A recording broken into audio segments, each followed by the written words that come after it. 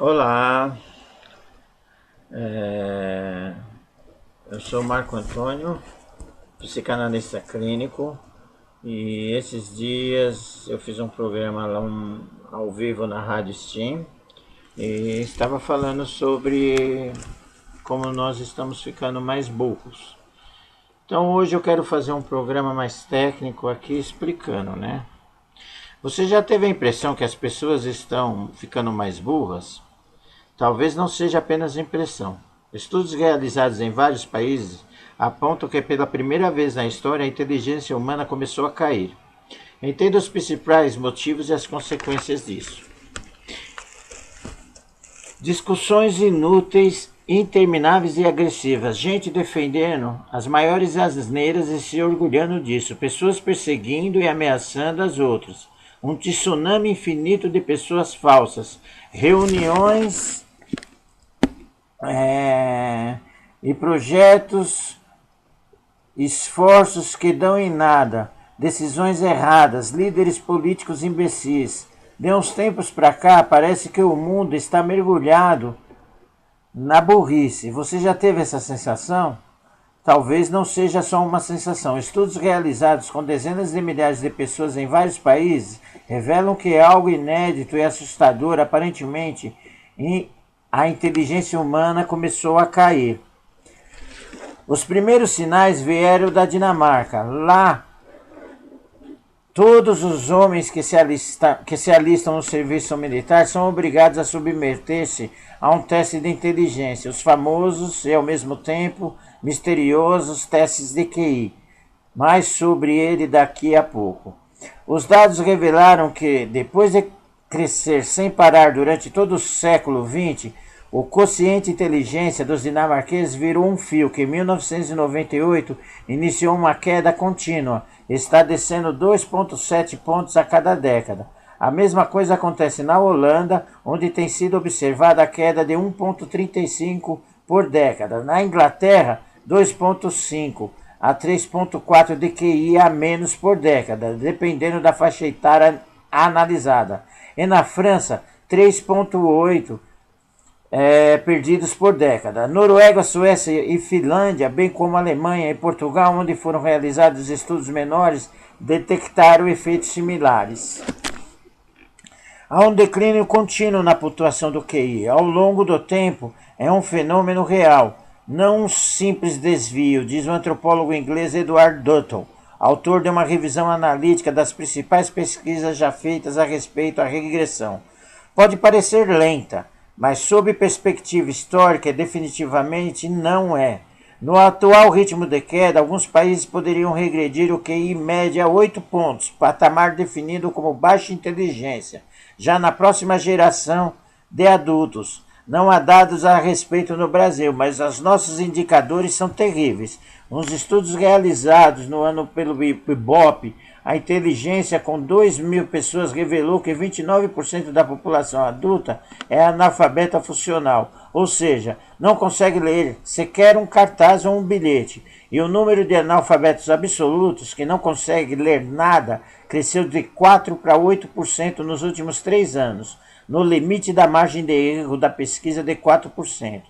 No caso brasileiro, a piora pode ser atribuída à queda dos investimentos em educação, que já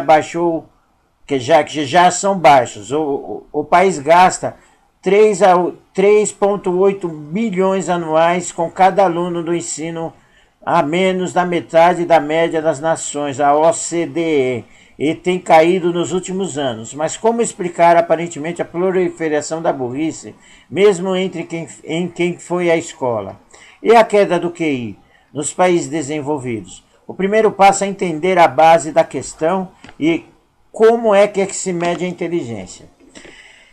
De 0 a 160. Os primeiros testes de QI, consciente e inteligente, foi elaborado nos períodos de 1995 pelos psicólogos franceses Alfred Binet e Theodore Simon, para identificar crianças com algum tipo de deficiência mental. Em 1916, o americano Lewis Terman, da Universidade de Stanford, aperfeiçoou o exame, que acabou sendo adaptado e usado pelos Estados Unidos na Primeira Guerra Mundial para avaliar os soldados. Mas o questionário tinha vários problemas, a começar pelo fato de que ele havia sido desenvolvido para aferir deficiência mental em crianças e não medir a inteligência em adultos.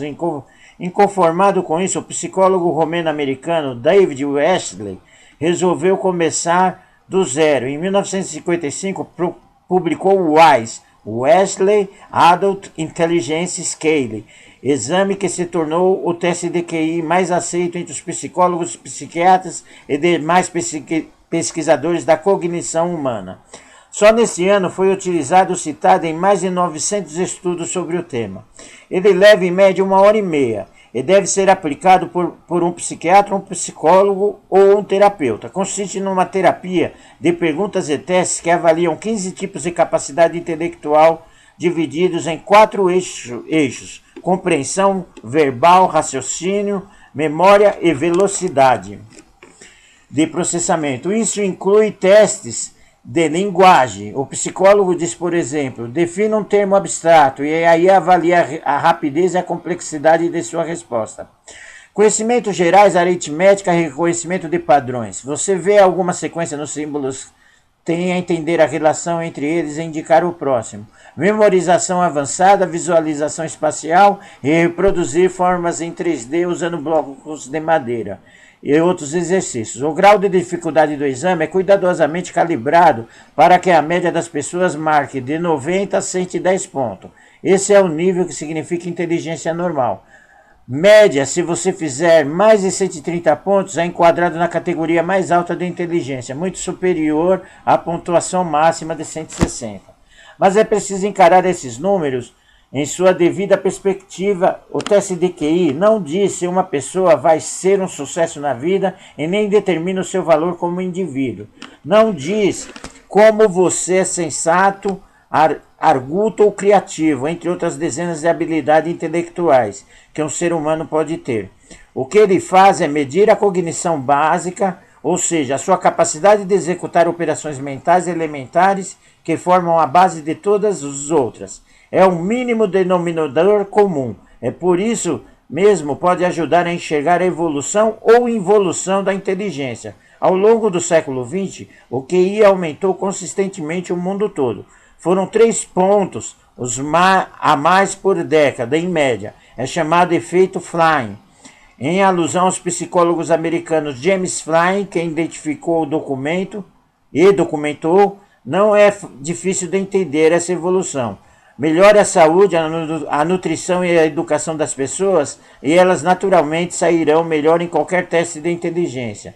O QI da população japonesa, por exemplo, chegou a crescer 7,7 pontos por décadas após a Segunda Guerra Mundial, uma consequência direta da melhora das condições da vida por lá. Os cientistas se referem ao efeito atual da queda da inteligência como o efeito Flynn reverso. Como explicá-lo? Nos países desenvolvidos, o QI da população tem caído até 3,8 por décadas. A involução natural. A primeira hipótese, a mais simples e mais polêmica também, é a capacidade cognitiva e fortemente influenciada pela genética. E as pessoas com altos níveis dela vêm tendo menos filhos, afirma o psicólogo Michael Woodley, da Universidade de Umeå, na Suécia. Há décadas a ciência sabe que boa parte da inteligência, a maioria dos estudos falam em 50%, é hereditária. E levantamentos realizados em mais de 100 países ao longo do século XX constataram que há uma relação inversa entre QI e taxa de natalidade. Quanto mais inteligente uma pessoa é, menos filho ela acaba tendo em média. Some uma coisa e outra e você concluirá que com o tempo isso tende a reduzir a proporção de pessoas altamente inteligentes na sociedade. Trata-se de uma teoria controversa e com razão. No passado ela levou a eugênia, uma pseudocidência, que buscava aprimoramento da raça humana por meio de reprodução seletiva e esterilização de indivíduos julgados incapazes. Esses horrores ficaram para trás. Hoje ninguém proporia tentar melhorar a sociedade obrigando os mais inteligentes a ter mais filhos, ou impedindo os demais de ter os seus. Mas isso não significa que a matemática das gerações não possa estar levando a algum tipo de declínio na inteligência básica, inclusive pela própria evolução da sociedade. que tornou a vida mais fácil. Um caçador-coletor que não pensasse numa solução para conseguir comida e abrigo, provavelmente morreria assim como seus descendentes, escreveu o biólogo Gerald Cabry na Universidade de Stanford em um artigo recente. Já um executivo de Wall Street que cometesse um erro similar poderia até receber um bônus. Cabry é um radical. Ele acha que a capacidade cognitiva pura, ou seja, o poder que temos de enfrentar um problema desconhecido, superá-lo, atingiu o ápice há milhares de anos. De lá para cá só caiu. Isso teria sido mascarado pela evolução tecnológica, em que as inovações são realizadas por enormes grupos de pessoas e não gênios solitários. Outros pesquisadores, como Michael Woodley, endossam essa tese. Dizem que o auge da inteligência individual ocorreu há cerca de 100 anos. Os fatos até parecem confirmar essa tese. Einstein escreveu a relatividade sozinho. Já o iPhone de hoje é projetado por milhares de pessoas, sendo 800 engenheiros trabalhando só na câmera. Mas ela tem algo de falacioso. A humanidade cria e produz coisas cada vez mais complexas. É por essa complexidade, não por uma suposta queda de inteligência individual, que as grandes invenções envolvem trabalho de mais gente. Da mesma forma, a sociedade moderna permite que cada pessoa abrace uma profissão e se especialize nela, deixando as demais tarefas para outros profissionais ou cargo de máquinas. E não há nada de errado nisso, mas há quem diga que o salto tecnológico dos últimos 20 anos, que transformou o nosso cotidiano, possa ter começado a afetar a inteligência humana. Talvez aí esteja a explicação para o efeito flying reverso, que começou justamente nesse período e se manifesta em países desenvolvidos onde o padrão de vida é mais igualitário e estável, sem diferença ou oscilação que possam mascarar a redução do QI. Hoje, crianças de 7 e 8 anos já crescem com celular, diz Mark Bowler, professor da Universidade de Emory, nos Estados Unidos, e autor do livro The Dumbest Generation, a geração mais burra, não lançado em português. É nessa idade que as crianças deveriam consolidar o hábito da leitura para adquirir vocabulário. Pode ser papo de erudita, mas há indícios de que o uso de smartphones e tablets na infância já esteja causando efeitos negativos. Na Inglaterra, por exemplo, 28% das crianças da pré-escola, de 4 a 5 anos, não sabem se comunicar utilizando frases completas, no nível que seria normal para essa idade. Segundo educadores, isso se deve ao tempo em que elas ficam na frente das TVs e tablets e smartphones. O problema é considerado tão grave que o governo anunciou um plano para reduzir esses índices pela metade até 2028. E o banimento de smartphones nas escolas é uma das medidas em discussão. O efeito também já é observado em adolescentes. Nos 2 principais exames que os americanos fazem para entrar na faculdade, o SAT e o ACT, que aqui é o Enem, o desempenho médio vem caindo. Em 2016, a nota da prova da interpretação de texto do SAT foi a mais baixa em 40 anos. As pessoas nunca leram e escreveram tanto, mas estão lendo e escrevendo coisas curtíssimas em seus smartphones. Um levantamento feito pela Nokia constatou que os americanos checam o celular em média 150 vezes por dia. Dá uma vez a cada 6 minutos, ou seja, é como se fosse um fumante emendando um cigarro no outro. Esses dados é de 2013. Hoje é provável que o uso seja maior ainda. A onda já preocupa até a Apple e a Google, que estão incluindo medidores de uso nas novas versões da iOS e do Android, para que você possa saber quantas vezes pega o seu smartphone e quanto tempo gasta com ele a cada dia. A mera presença do celular, mesmo desligado, afeta a nossa capacidade de raciocinar. Adrian Ward, professor da Universidade do Texas, constatou isso ao avaliar o desempenho de 548 estudantes em 3 situações com o celular na mesa virado para baixo, com o aparelho no bolso ou na bolsa e com o celular em outra sala. Em todos os casos, o celular foi desligado, mas enquanto mais perto ele estava da pessoa, pior desempenho dela. Você não está pensando no celular, mas ele consome parte dos recursos cognitivos. É como um dreno cerebral, concluiu Ward. Uma hipótese é que o uso intensivo das redes sociais, que são projetadas para o consumo rápido, passamos poucos segundos lendo cada post, o consome boa parte do tempo. Em cada brasileiro gasta 3 horas e 39 minutos por dia nelas, segundo pesquisa feita pela empresa Global Web Index. Esteja corroendo a nossa capacidade de prestar atenção às coisas. Você já deve ter sentido isso. Parece que é cada vez mais difícil ler um texto ou até mesmo ver um vídeo no YouTube até o final. E quando assistimos é algo mais longo, como um filme ou uma série na Netflix, geralmente nos esquecemos logo. São duas faces da mesma moeda. Levar no bolso a internet, com seu conhecimento infinito, baniu o tédio da vida humana, mas justamente por isso também pode ter nos tornado mais impacientes e menos capazes de manter o foco. Se prestarmos menos atenção nas coisas, elas obrigatoriamente tendem a ser mais simples. E esse efeito se manifesta nos campos mais distintos da música. Aos pronunciamentos políticos, cientistas do Instituto de Pesquisa da Inteligência Artificial da Espanha analisaram um computador 460 mil faixas lançadas nos últimos 50 anos e concluíram que a música está se tornando menos complexa e mais homogênea. Houve uma redução de 60% na quantidade que tinha de timbres, com menor variedade de instrumentos e técnicas de gravação, e 50% da faixa dinâmica, variação de volume entre as partes mais baixas e as mais altas de cada música. Tudo soa mais parecido. É mais simples, essa simplificação também é visível no discurso político. Um estudo da Universidade de Carnegie Mellon, nos Estados Unidos, constatou que os políticos americanos falam como crianças.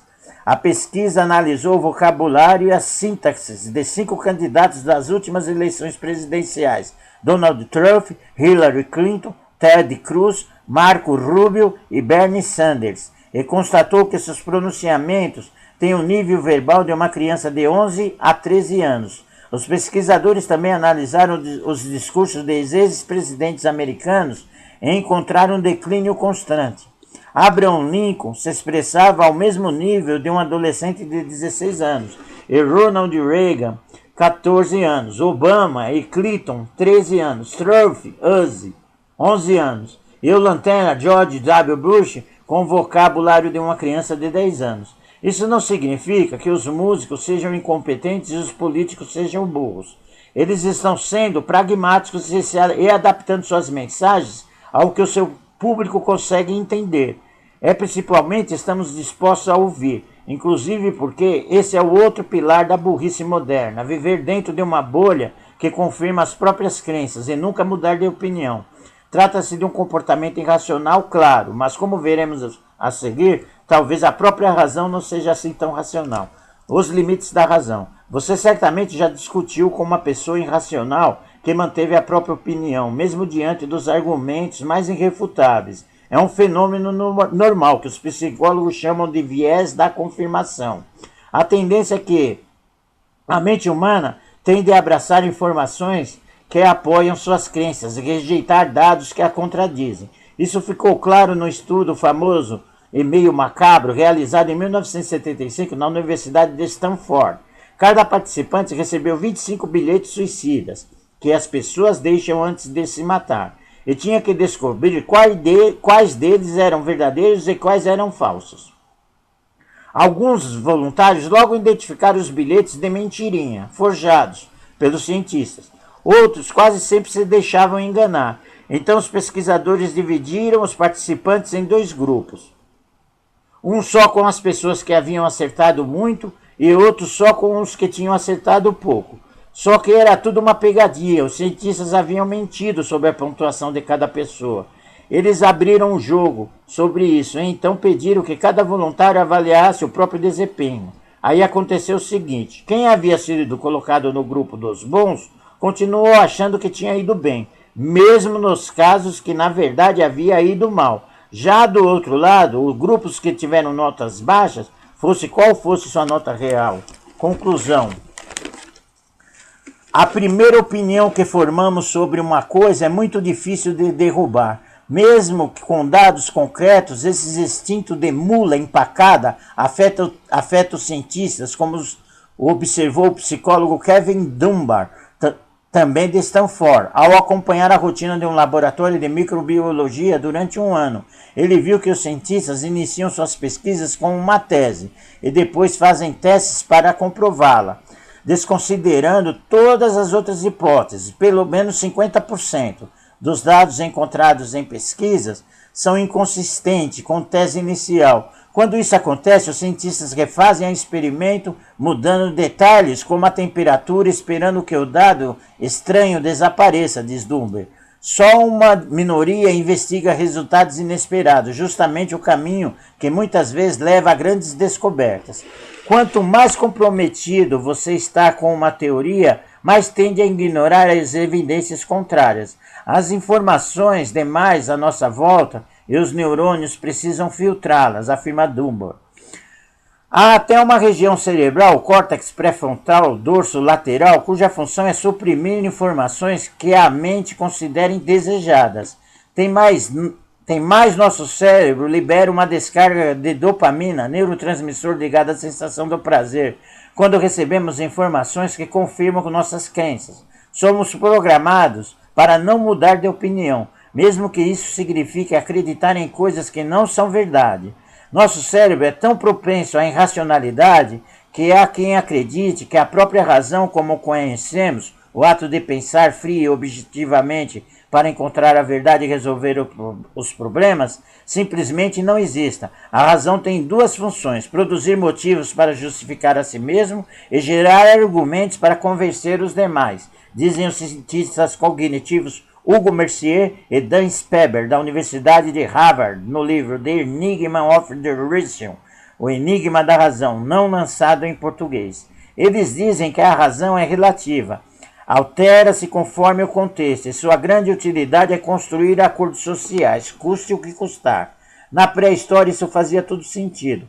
Nossos ancestrais tinham de criar soluções para problemas básicos de sobrevivência, como predadores e falta de alimento. Mas também precisava lidar com os conflitos inerentes à vida em bando. Se eles não se manifestassem juntos, seriam difíceis sobreviver. Só que o mundo de hoje, em que as pessoas opinam sobre todos os assuntos nas redes sociais, deu um nó nesse instrumento. Os ambientes modernos distorcem a nossa habilidade de prever desacordos entre indivíduos. Em um dos muitos casos em que o ambiente mudou rápido demais para que a seleção natural pudesse acompanhar, dizem Mercier e Speber.